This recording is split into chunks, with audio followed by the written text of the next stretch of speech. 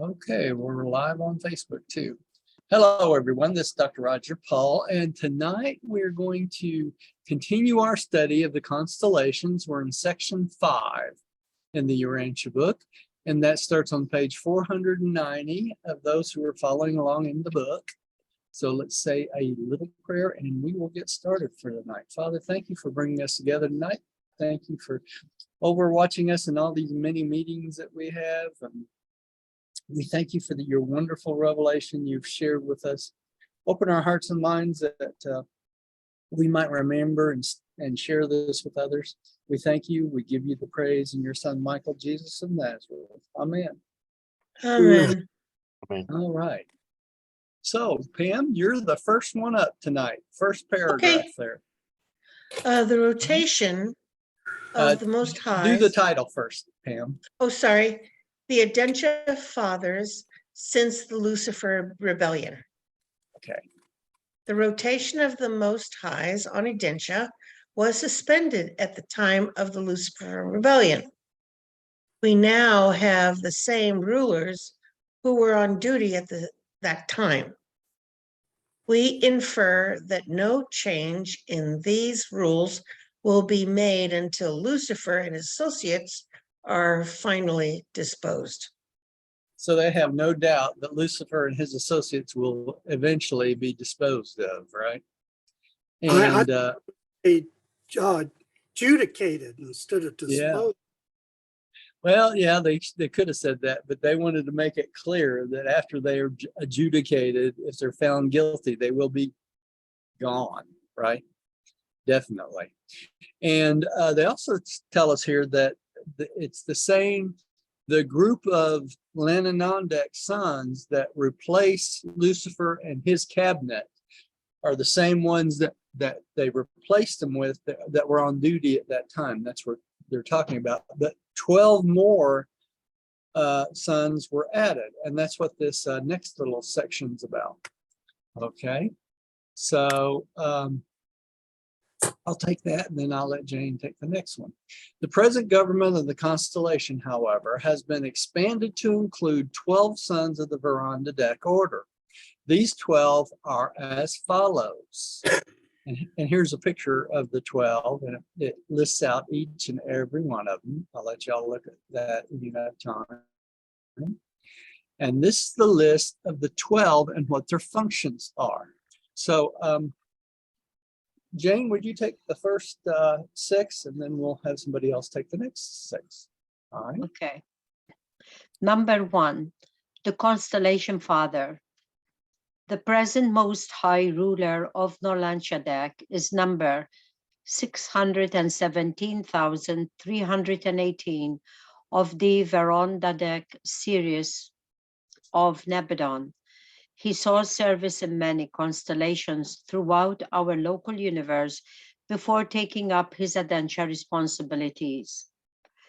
2, the senior Most High associate. 3, the junior Most High associate. 4, the Most High advisor, the personal representative of Michael since his attainment of the status of a master son. 5, the Most High executive, the personal representative of Gabriel, stationed on Urantia ever since the Lucifer rebellion. 6, the Most High chief of planetary observers, the director of the Verandadek's observers stationed on the isolated worlds of Satanium. Okay, let's start with number 1, the constellation father. Now, when they looked for a replacement for Lucifer, they chose someone that had the most experience they could find. Okay, and that's why that they mention here that he saw service in many constellations. So he's been a Verandadek in quite a few constellations before he was chosen to take up the responsibility of taking over the Urantia, because this was a rebellion that was going on. So they wanted somebody with a lot of experience and a lot of wisdom. Okay, and then the senior and junior we've talked about before. That's the backup of him, right? Then they also have a Most High Advisor who basically represents Michael to the Verandadex. Okay, so anything they want to talk to Michael about would go through this Verandadex, that advisor. All right, and they also have one that's the personal representative of Gabriel, and that is because of the rebellion also. You know, because Gabriel was the one who defended Michael during the rebellion, if y'all remember. You know, when all these things were going from planet to planet, it was Gabriel and his crew that would go along behind him and defend Michael. All right. And then there's something very interesting in number 6. They have a chief of the planetary observers. What do y'all think that is? For KGB. for every single planet, every single isolated world, all 600 and something of them, okay, or 590, I think it is. All of these worlds have a Verandadex observer on the planet itself. All right, and we actually have one. We have a mediator on Urantia itself, and we're going to get to that one in just a minute. But every other planet that went into rebellion has this Verandadex observer on each and every planet. And why do you think this is? This is so that every single planet, if it gets out of hand, because it's all of them are still under rebellion, the Verandadex observer can step in and take control of the planetary government. That not only includes the celestial government, but if need be, they can take control of the physical human governments as well. So that should make us feel okay about what's going on in our world, right? So regardless of all the craziness you hear about and all the things that's going on with government and stuff, if need be, these Verandadex observers can step in and say, hey guys, this is not going to work anymore. You know, we got to do something else. They don't want to blow ourselves up. Right. That's right. They don't want us to blow ourselves up. And the other thing is this, I don't know if y'all have noticed, but our young people have gotten, I mean, with the riots in the streets and everything else going on, have really gone over the deep end, right? So our morality and our teaching of our children is really not up to snuff right now, is it? Needs to be improved. No. It really does. So we'll see what happens, you know, in the future, if we're all still around when this happens, you know, or if it happens, correct? All right, so these are pretty long. I tell you what, Gary, why don't you take the first 3 and then Rodney can take the next 3, okay? Okay. Number 7, the Most High Referee, the Verandadex Son, entrusted with the duty of adjusting all difficulties consequential to rebellion with the constellation. Okay, I'll hold up just a second there. Gary, you can take the next one. So they have a Most High Referee that just takes care of things having to do with the constellation because of rebellion. Okay. All right. Go ahead, Gary. 8. Number 8. The Most High Emergency Administrator, the Verandadex Son, charged with the task of adapting the emergency enactments of the Verandadex legislature to the rebellion isolated worlds of Satania. Hold up again there. So they have one emergency administrator that takes care of all the legislative things that are passed having to do with what happened because of the rebellion. Okay. All right, let's go on to the next one. 9. The Most High Mediator, the Verandadex Son, assigned to harmonize the special bestowal adjustments on Urantia with the routine administration of the constellation. The presence of certain archangels, activities, and numerous other irregular administrations on Urantia, together with the special activities of the brilliant evening stars on Jerusalem, necessitates the functioning of his sons, of these Okay. sons.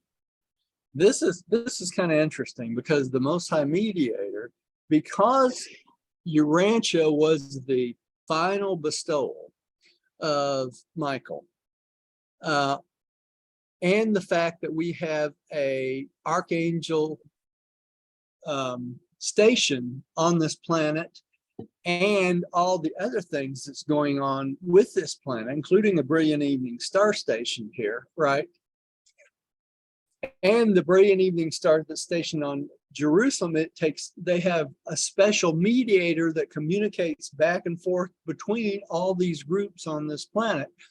Now, keep in mind that, think about it this way. You have three different type of celestial organizations that's taking care of the administration of the planet, plus other things that's going on in the planet, not only the archangel, but what? The seraphim, their whole group, right? Plus all the angels, the 12 groups of the angels of the churches and all the others.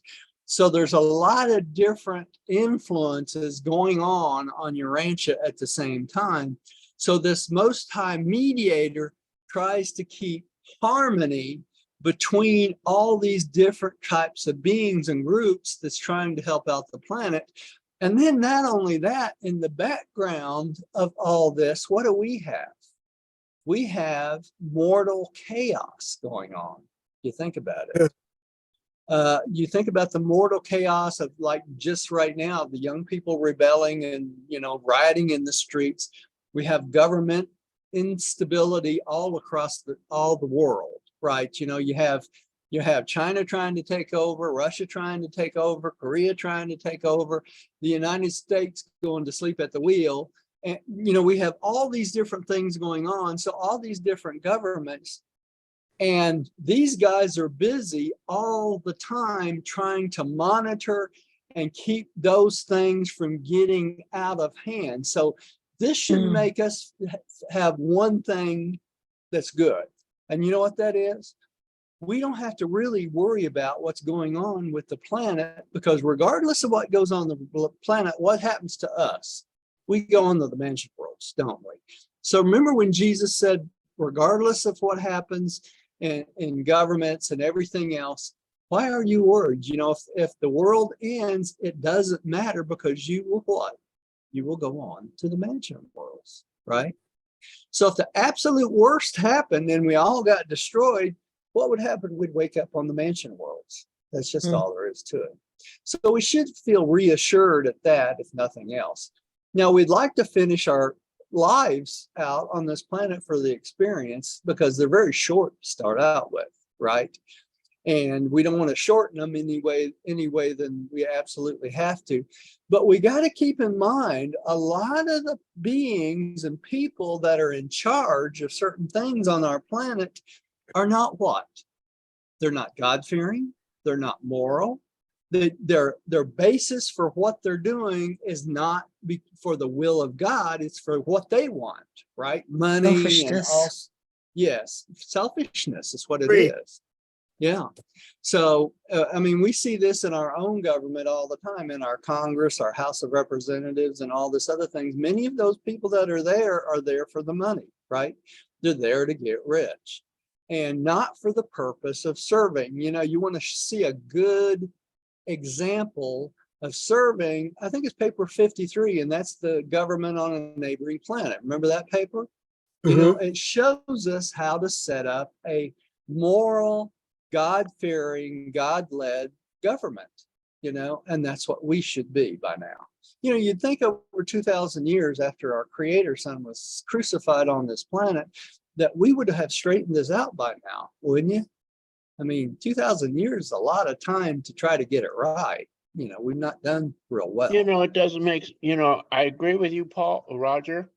Yeah. But if you look at the corruption of man with the word of God, or the message of God, you can understand why it's not that way. Because they completely now missed explain the boat. what you mean. Explain what you mean by the corruption of the word of God. You talking about the fallacies that's in the Bible, or what? Is that what you're talking about, Gary? Yeah. Oh, okay. Yeah.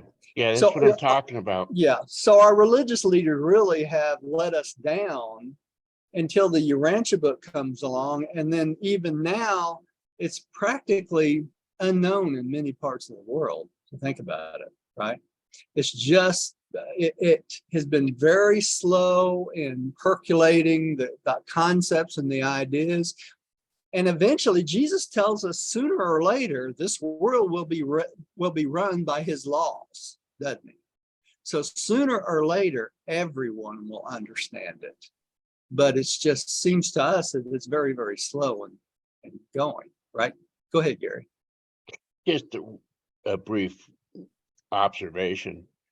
I looked at various study groups across the world, and Mhm. it is amazing the infiltration of this book throughout the world. And you got to It is. remember, it's been only like 90 years. Yeah. Okay. And we don't have a Jesus walking around proclaiming it. No, So we I don't. think for one thing, that from this passive introduction, the word is spreading. Yeah, And I it believe, is. It's I believe slow growth every yeah, day. Slow growth. yeah. Yeah. And I Mhm. believe it will grow Yeah. on a geometric basis and not on a rhythmic basis. Because I think the faster, the more and more people grows, it's going to grow on a geometric basis. So you're seeing the start of a snowball going down a mountainside. Yeah. And we're still in snowball Yeah. shape right now. We're not at a ball shape, not even close. And that's what I'm saying. In our lifetime, this will probably not happen. You understand what I'm saying? This Yeah. is a slow, long, drawn out process. Now, if this would have happened 2,000 years ago, by now we would see the fruits of the labor of those who would be teaching the truth this many years. You see what I'm saying? Yeah, we would have The been a lot further. We may be enlightened yeah, or yeah. coming close. The message was simple by Jesus, the fatherhood of God and the brotherhood of man. And the simple-minded men of that time, they were having a hard time even understanding that, right? So Mhm. now we have this book come along, these concepts that are very advanced. If you think about it, think of all the things you've learned from this book. These concepts are not easy things to grasp a hold of. So it takes a long time. It takes almost a lifetime for us to learn what's in the book itself, right? Almost a whole lifetime. So you can't, it's not something you pick up. It's not like the message of Jesus, is it? The message of Jesus was the fatherhood of God and the brotherhood of man. And what did you have to have that? Faith, right? It was a belief. That's all you needed. But if you want to understand everything, it takes a lifetime of study to comprehend and absorb it, right? And that's what I'm talking about. And so teachers that can teach this book are just now appearing, if you think about it, because it's taken them their whole lifetime to learn how to teach it because it's very difficult, right? So it will be interesting in the ages to come to see the young people that's brought up with the book. And there's quite a few of them now that are going to be coming out as teachers, even in their 20s and 30s, that are just going to blow us away, going to make us look like we don't know anything, right? So that's a good thing, any way you look at it. But the whole point Yes. is this. All this stuff going on in the background, we have these Verandadek sons monitoring all of this, right? And according to them, everything's just on schedule, right? Which is not our schedule, it's their schedule. So easy to get impatient. Rodney, would you take the next three? Take the first one first. Yeah, of course. Number 10.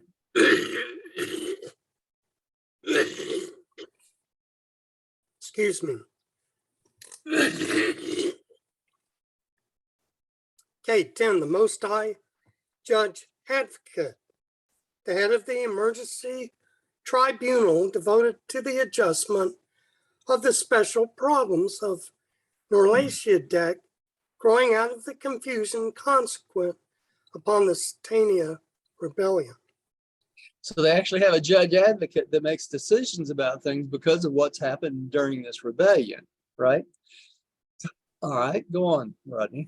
The Most High liaison, the Verondadec son, attached to the Adentia rulers, but commissioned as a special counselor with the faithful of days regarding the best course to pursue in the management of problems pertaining to rebellion and creature disloyalty. So this is the faithful of days are whom? The representation of the Trinity, right? So we actually have the Trinity, a liaison officer, the Verondadec son, and Adentia, that is the liaison officer for between the faithful of days and the other councils of the Verondadec. Okay, so they can get advice right from the Trinity. All Okay. right. And then number 12, the Most High Director, the President of the Emergency Council of Adentia. All personalities assigned to the Norlacia deck because of the Satania upheaval constitute the Emergency Council, and their presiding officer is a Verondadec son of extraordinary experience. It may be one that's dealt with one of the earlier rebellions, so that he has the wisdom to do that, right? Okay, Pam, would you take the next one? I'm sorry, I am completely out. I have no screen except for your 4 pictures and not even me. I don't see Oh. anything. Oh, really? So you don't see the type at all then?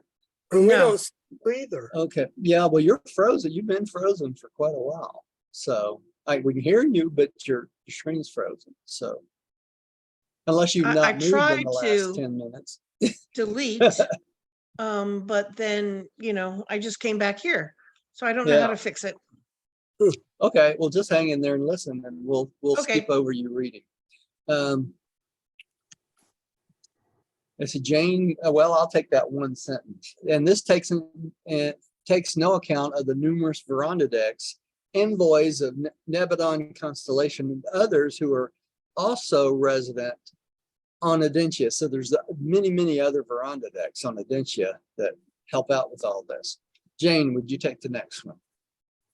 Ever since the Lucifer rebellion, the Adentia fathers have exercised a special care over Urantia and the other isolated worlds of Satania. Long ago, the prophet recognized the controlling hand of the constellation fathers in the affairs of nations. When the Most High divided to the nations their inheritance, when he separated the sons of Adam, he set the bounds of the people. Now, you could interpret this paragraph in many ways. One of which, it talks about how the constellation fathers basically took the sons of Adam and all the different tribes that were following them and divided the nations between them. So in essence, you could say that the tribes that were active during that period of time were separated by the constellation's fathers for the good of the people themselves, which makes this a very good example of how the constellation fathers rule in the affairs of men, right? Because if they make those sort of decisions, they are in charge, or in essence, in control of all the things of the different nations that's going on, right? They'll let it go to a certain point. So that should comfort us if you think about it, right? Yeah, Gary. Are you referring to when basically they separated the different colored races? No, it was when the different tribes went their different ways. Originally they said 12 tribes, but there weren't really 12. But they basically took the Bedouin population that was following Abraham during that period of time and separated them into different areas and in different locations to decrease the amount of warring and that sort of thing that was going on, because human beings have a tendency to be selfish and want to own everything themselves, right? I mean, think about it. So it's the same problem that's going on now, right? It really hadn't changed that much. But the Constellation Fathers apparently decided to separate these groups to keep them to make it more peaceful, really, in the world. This Did is you not, have? yes. Oh, go ahead, Is, Jane. is this referring to the Tower of Babel? No, no. The Tower of Babel, what actually happens there about God changing all the languages and all that stuff is a myth. Okay, if you can Never find it happened. in the book. Never Okay. happened. Okay, what did happen is they decided to build this monument to, it started out to God the Father, and then these other groups of Bedouins came in and they wanted to make it to somebody else, and another made it to somebody else. So the work stopped on it. Okay, and they never could get along. So eventually the whole project just went kaput, you know, but that's where the story of the Tower of Babel come from, because these were different types of tribes and they all had different languages, but they communicated fine with each other. They just couldn't get along. Okay, so that was the point of the whole story, where we thought, you know, that it's been told that, you know, God came in and gave them a bunch of different languages so they couldn't understand each other. So that's why it went kaput. And that's the fable part of it, right? And Roger, Yeah. I think I missed something before we started up top here. These 12 members, Most High members, they are, what's the name of their council? Or Well, they're called the 12, but 12. the reason they're together is the Lucifer Rebellion. Normally in a constellation, you wouldn't have these guys in there, because in a normal constellation without rebellion, there would be no need for all these different positions. Well, exactly. And that was the next question. Yeah, So these preside over the planet, all the planets that were in rebellion. that's right. They do. The same 12. Okay. On the constellation level. Exactly. Rodney, right. In other words, they are the wisdom and the overseers of what's going on during this rebellion. Right. Okay. Okay. Try to keep us from going too far off course. What I want to make sure. All right. Roger, I And- just wanted to say, I can see the writing now. Oh, okay. You want to take the next one? Every quarantined and isolated world? Okay. Every quarantined or isolated world has a Veronadic sun acting as an observer. He does not participate in planetary administration except when ordered by the constellation Father to intervene in the affairs of the nations. Actually, it is the Most High observer who rules in the kingdoms of men. Urantia is one of the isolated worlds of Neuralidec, Nerlashadek. and a Veronadic observer has been stationed on the planet ever since the Caligastia betrayal. When Machiaventia. Melchizedek ministered in semi-material form in Urantia, paid respectful homage to the Most High observer, then on duty as it's written. And Melchizedek, king of Salem, was the priest of the Most High. Melchizedek revealed the relations of the Most High observer to Abraham when he said, "And blessed be the Most High, who has delivered your enemies into your hand." Now, how would it be that he delivered his enemies into his hand? Think about this. We know that God does not get involved in wars, does he? No, not at all. But what they're talking about is they made the situation as such that Abraham could basically become in charge of the tribes. Okay. And in order to do that back then, what did they have to do? They had to conquer the other tribes. Make sense? Mhm. That's Now, what they're talking about here. in that time, any way to get any cooperation was who was the strongest. Yeah. Yeah. And so Mike that would won. assume that would be either tribal wars or skirmishes or, so, and you just said God does not get into wars. Like if we go to war with Russia and China, it's us against them. Yeah. God's not going to save our bacon. No, he's And- not. He's not going to keep us from us. He will not make us win or lose either one, right? Yeah, And so he will why, not make China or Russia win or lose. Make sense? Mhm. But So- let me tell you a way in which he can help out, right? He can, if it's his will, make decisions about the planet to make sure that we have the intelligence, the resources, and that sort of thing to make sure we take care of ourselves, don't we? And he will do the same for Russia and China, right? Because look at it this way. Think about it this way.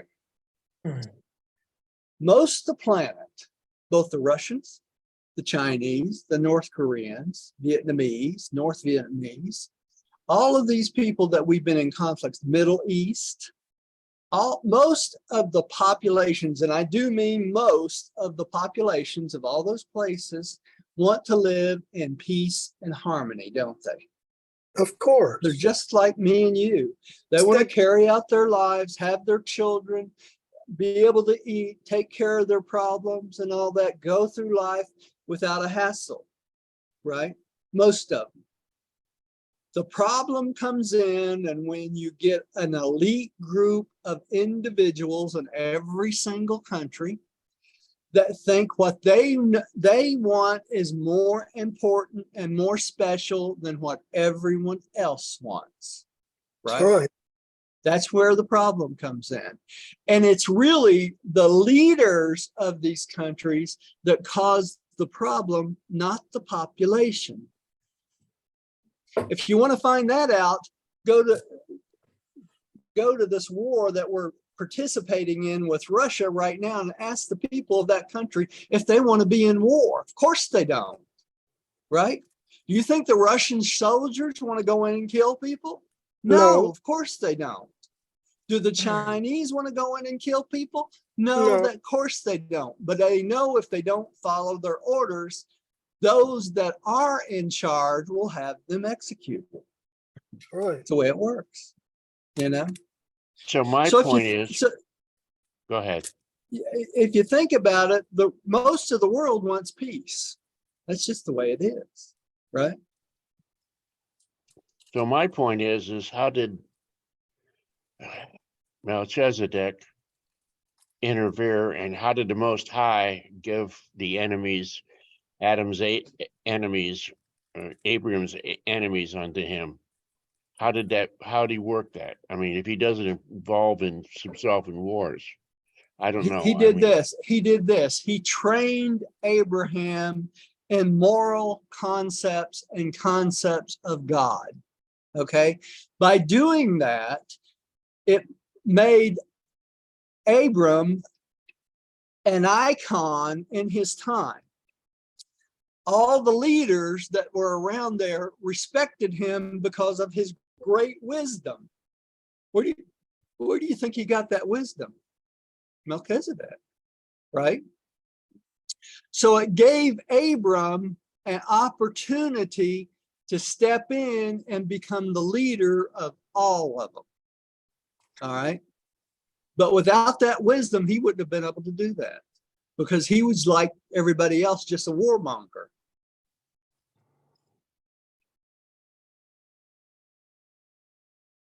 right? Make sense? Excuse me, if you're talking, I'm sitting with my grandkids and they're in the process of eating, or we are, and I had to delegate, so had That's to all right. step away. I'm sorry. I kind That's of got okay. distracted. I'm basically telling what I said, Gary, was Melchizedek taught Abram as much as he could. And so that gave Abram a certain amount of wisdom, in which it showed up in his personality with the other leaders. So they felt like he was this great leader. So they all elected to let him take over, basically. Okay. And those that didn't elect to do that, what did they do? They just wiped them out. Because that's what they did back then, right? Mhm. That's what they still do in the Middle East most of the time, right? I think they still do it on a wider plane. If we They go to are. war, if we go to a war with Russia and China, somebody's Yeah. going to get wiped out. That's true. But look at it this way, Gary. We all have hope because the people of China are getting sick of the communist regime there, because they're not doing what? They're not doing the will of the people. The best thing that ever happened with China is the economic trading that's been going on with the United States, right? It's the best thing that ever Hong happened Kong to them. too. Yeah, Hong Kong too. Kong. Yeah. And the people realize that. The leadership do not. They just want power. That's what it boils down to. I'm into politics again here. Okay, Okay. let's move on. The gardens of God, something more positive here. Okay, the gardens of God. Who's next? I think Jane, you're up again. Okay, the gardens of God. The system capitals are particularly beautified with material and mineral constructions, while the universe headquarters is more reflective of spiritual glory. But the capitals of the constellations are the acme of Morontia activities and living embellishments. On the constellation headquarters worlds, living embellishment is more generally utilized, and it is this preponderance of life, botanic artistry, that causes these worlds to be called the gardens of God. Okay, so think of it this way. As we go up the scale on these worlds, go higher and higher, we go from being a first world Morontia being to the 500th world Morontia being. Everything gets more and more spiritual. And with that getting more and more spiritual, both the material, the Morontia, and the material things become more and more beautiful. Okay, so that's why they're called the gardens of God. They're both physically beautiful, spiritually, not Morontially beautiful, and spiritually beautiful. Okay, and they can't even really describe this to us because we don't have anything halfway even close to associate it with. Our concept of beauty would be like the mountains and the forests and things like that, like Yellowstone, right? That's beautiful to us, right? So that's what they're trying to explain. Gary, would you take the next one? About one half of Urantia is devoted to the exquisite gardens of the Most High, and these gardens are among the most entrancing Entrancing Morontia creations of the local universe. This explains why the extraordinary beautiful places on the inhabited worlds of Narandadek are so Merlashadek. often of Merlashadek. Narlashadek are Yeah. so often called the Garden of Eden. Okay. Think of it this way. It's a garden and it's in Urantia. So Eden makes perfect sense, right? The Garden of Eden, right? And that's also why when they set up a new planet's Garden of Eden for the material sons and daughters, they're always called the Garden of Eden because they try to embellish it before the material sons and daughters arrive. They start 100 years before they ever come. And Okay? they bring the Urantia shrub. Yeah, and they bring the tree of life. That's right. Right. Mhm. So it's normally called the Garden of Eden. All right. Rodney, would you take the next one? Yes. Centrally located in this magnificent garden is the worship shrine of the Most Highs. The psalmist must have known something about these things, for he wrote, "Who shall ascend the hill of the Most Highs? Who shall stand in this holy place? He who has clean hands and a pure heart, who has not lifted up his soul to vanity, nor sworn deceitfully." At this shrine, the Most Highs, on every 10th day of relaxation, lead all Urantia in the worshipful contemplation of God the Supreme. Okay, I want to make something very clear about this paragraph, and that is this worship shrine of the Most Highs is not some place you go to worship the Most Highs, is it? Right, of course. Not at all. Their shrine. Right. It's a shrine, right? It's where they go to worship, right? And they're in worshipful contemplation of not God the Father, are they? It's God the Supreme. Why would it be God the Supreme? We've learned all about God the Supreme, right? God the Supreme is the experiential deity, right? That's coming into full fruition. God the Supreme is the God of all experience, is it not? And who's the representative of God the Supreme right now? The The seventh Master. master spirit, right? So this worshipful contemplation of God the Supreme is the experience of all creatures in all 7 super universes, all 7 of them, right? Mhm. So this is a worshipful contemplation of what?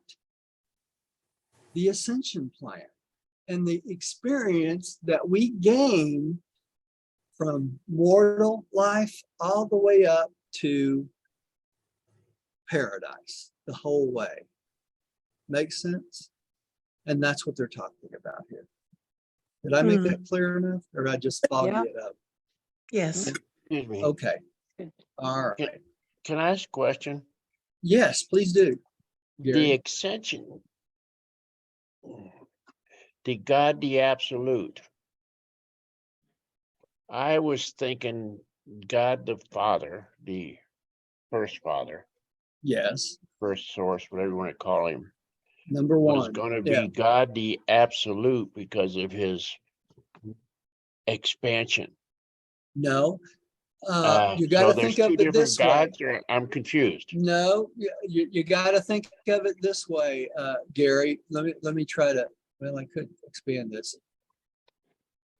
The 7 absolutes. Okay. When you think of God the Father, you have to think of him as being split up into 7 absolutes of infinity. Okay, so Mhm. all 7 of the absolutes, all 7, God the Son, God the Spirit, paradise, the universal absolute, let's see, the qualified absolute, the unqualified absolute, the universal absolute, all the absolutes are part of God the Father. That's what it boils down to. So you can think of the absolute as being 1/7 of the total infinity of God the Father. Make sense? You can't separate them. In other words, when you talk about God the absolute, it's part of God the Father. You what? When you talk about God the absolute, it's part of God the Father. Yeah. Just to let shade different. It's just a shade different. It's part of the 1/7 of God the Father. You can think of God the Father in 7 parts, split into 7 absolutes. Okay, That's the so way we, they choose to explain it to us so that we can understand these, right? Mhm. okay, so God the Father, what's the relationship with God the Father and the absolute? Are they 2 different fathers? No, No, they're all Huh? part of the same personality. They're all part of the will of God. Okay. I don't think I still have it, but Look I at don't it want to this spend way. all day on it either. Yeah, well, if you think of the God the Absolute, the will of God the Absolute is the will of whom? God the Father. Okay. The Okay, will of the unqualified absolute is the will of whom? the Father, God, first Right. source. Yeah, the will of the unqualified absolute, the non-deity absolute, is the will of whom? God the Father. So if you think about it, the unqualified absolute that takes nothingness and creates universes, where does it get its will from? It's the will of God, God the Father. That's why they say God the Father is what they call the postulated I am. The reason they use the term I am is why? Because there is nothing equal to him, there is nothing like him, and there is nothing in all existence that exists without him being part of. So that's why they call him the I am that I am. In other words, God is alone, there's nothing like him. Even the Son is not like him. The Spirit is not like him. The universal absolute is not like him. The unqualified absolute is not like him. Are they? They're parts of him, right? You okay, can't separate it from him. There's no separation from God the Father. You can't do it. If you separate any being or anything from God the Father, it becomes what? Dead. Non-existence, dead. Roger, Yeah, do you have a picture of this? sure do. Really? Yeah, we got a picture of this. I'm That's sure. cool. It's called the postulated idea, the integration, the ultimate integration of reality chart. You want me to show you where it's at? We have enough time here. I can go back there. Yeah. I actually All thought she right. was talking about it, didn't you? Let me go here to our standard here. I'm going to go to the forward. Okay, y'all? Forward. Yeah. Parts of the book. Part 1. Oh, it's not listed as that. All right. Let's go. Yeah, I can get there this way anyway. Previous. The forward, right? That's not the forward. that's paper 1. And I believe the chart we want is almost at the end down here. Oh, come on. It's the forward. This would be a lot easier if I had my other computer. Let me try it this way here.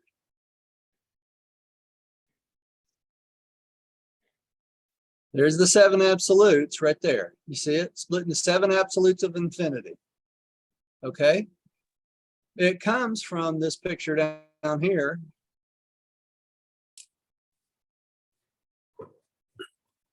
I think it's near the, almost at the end. There it is. I've seen this before. Yes. If you look at the top, the 3rd level of Trinity, the postulated I am currently split into 7 absolutes of infinity. You see that? So the reason there's a big triangle, when I put this chart together, it's from the integration of reality chart. And the reason I put it together like this is there's a red arrow or a red line that starts at God the Father up here. You see this red line? Mhm.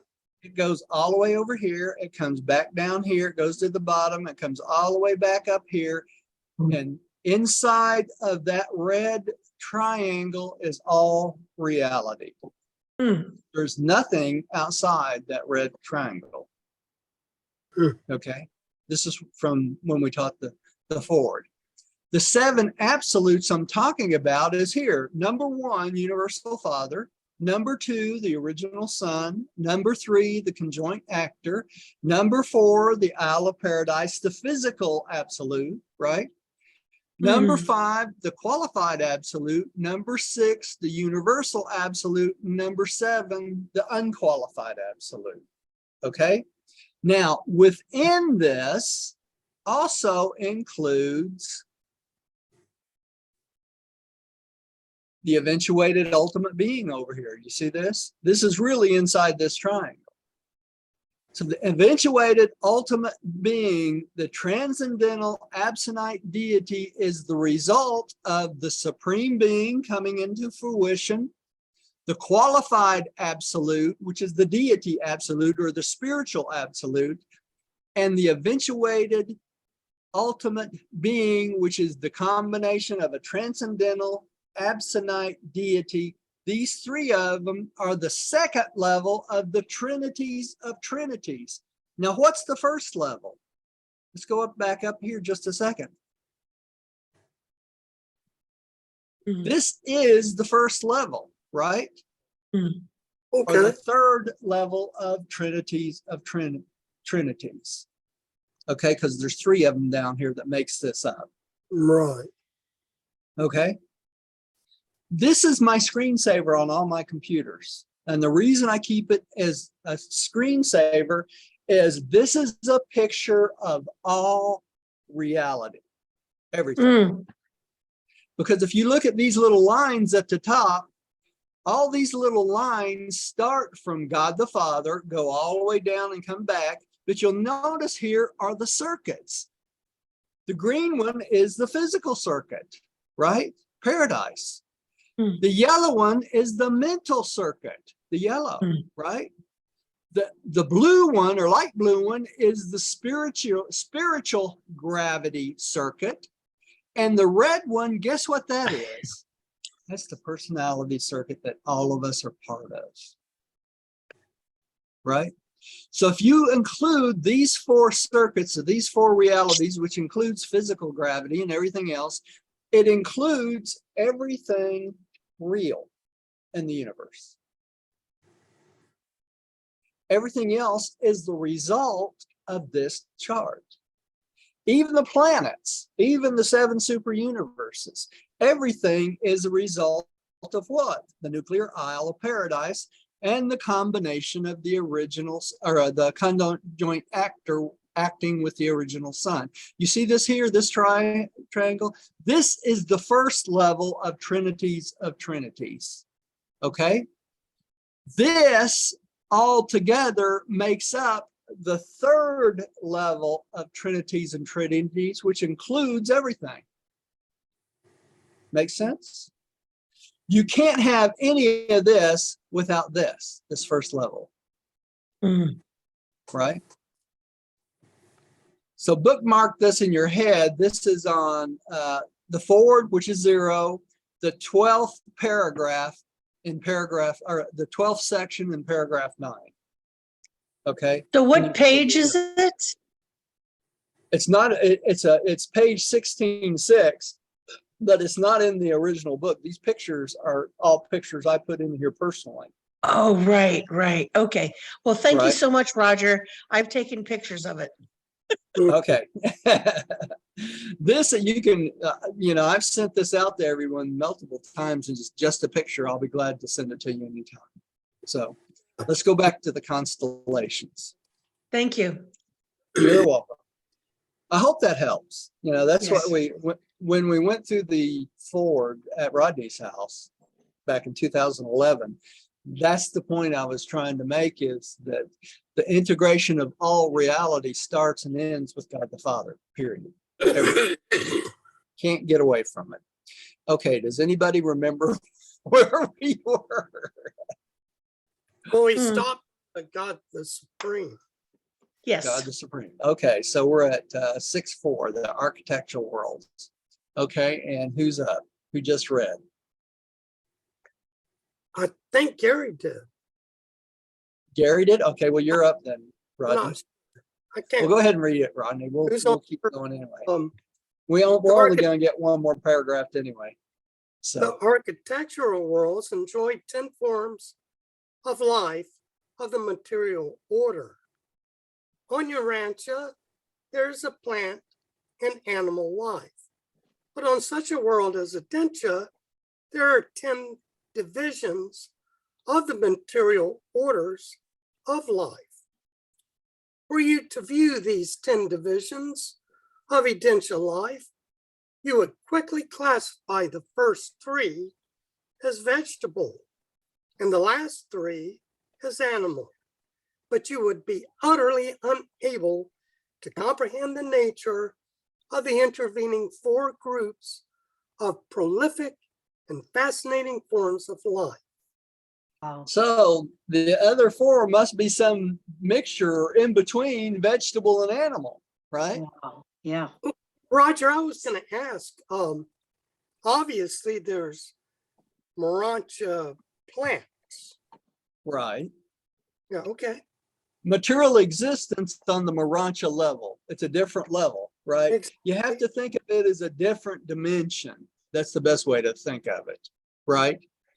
But what they're talking about here is an in-between zone between material and spiritual or Urantia, and in-between zones. So these orders of life are not classified as just vegetable or not classified as just animal. They're somewhere in between there.